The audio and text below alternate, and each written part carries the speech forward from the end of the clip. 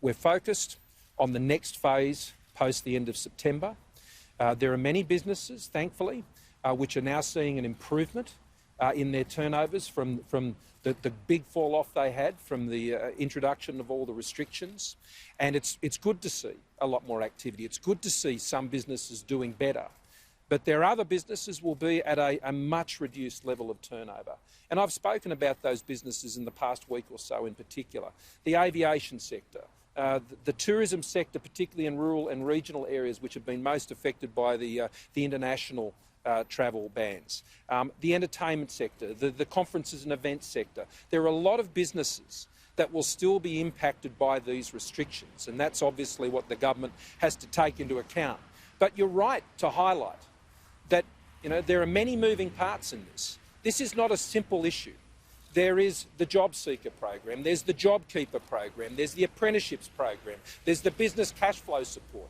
As a government, we're putting support through into the loans and guarantees and support that's supporting and aiding and working alongside the work of the Reserve Bank. I mean, our fiscal support of the economy is unprecedented. When you're burning through cash at a rate of almost $11 billion a month on JobKeeper, then obviously that's not something you can continue in that form forever. And that's why the government is being very careful in the considerations we're having. We're not rushing to any decisions. We're working carefully through all the various elements. Sorry, over here. Do you have increased concern about China's influence in Kiribati over the past week to re-elect a pro-Beijing Prime Minister? Do you agree with the former intelligence chief that the US made a shift fleet that he says that failing to aggressively counter Chinese action in the Pacific will lead to it's just a matter of time for PLA warships? Well, the Pacific are our family. We have the Pacific Step-Up, which our government has been implementing now for many years, and that is going through new phases now. I mean, I speak regularly to Pacific leaders, and Alex Hawkes, the Minister of Pacific, is with me here today, and he's in constant contact with our Pacific family. We have our Vivali partnership with Fiji. We're in the position right now where we're finalising further loan arrangements for Papua New Guinea. We're doing this because they're part of our region, they're part of our family, and we're trusted by our family in the Pacific to be stepping up with them. We're stepping up with them at the moment in relation to their response to COVID-19. Fortunately, so far, we have not seen major breakouts within the Pacific nations. We were very concerned that would take hold in Pacific nations, particularly in Papua New Guinea. Now, so far, that has not occurred.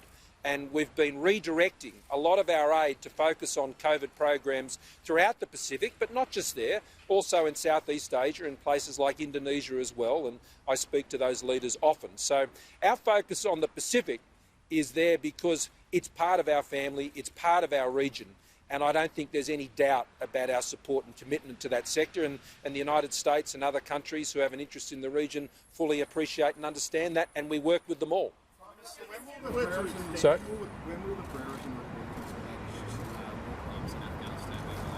Well, that's a matter that's going to the Chief of Defence, and I have no intention of involving myself in what is an independent process. There are very serious allegations that are part of that process, and it will run its course. And once that report is in the hands of Defence, then that is the next stage at which these matters will be considered. But I think it would be very unwise for me to make any commentary on those independent matters under review. China's state media says Australia is engaging in intensifying espionage offensive against China. Is there any... I wouldn't be relying on Chinese state media for your sources for questions. Prime Minister, would you be able to do it? Could you do it sector by sector, or would it be based on the turnover, a big increase in the turnover? Well, Andrew, you're getting ahead of the positions that the government has taken, and when the government has fully considered all these issues, then we'll be making announcements. Today, we're not making those announcements, so it is not appropriate for me to sort of go into speculative questions that you're putting to me today.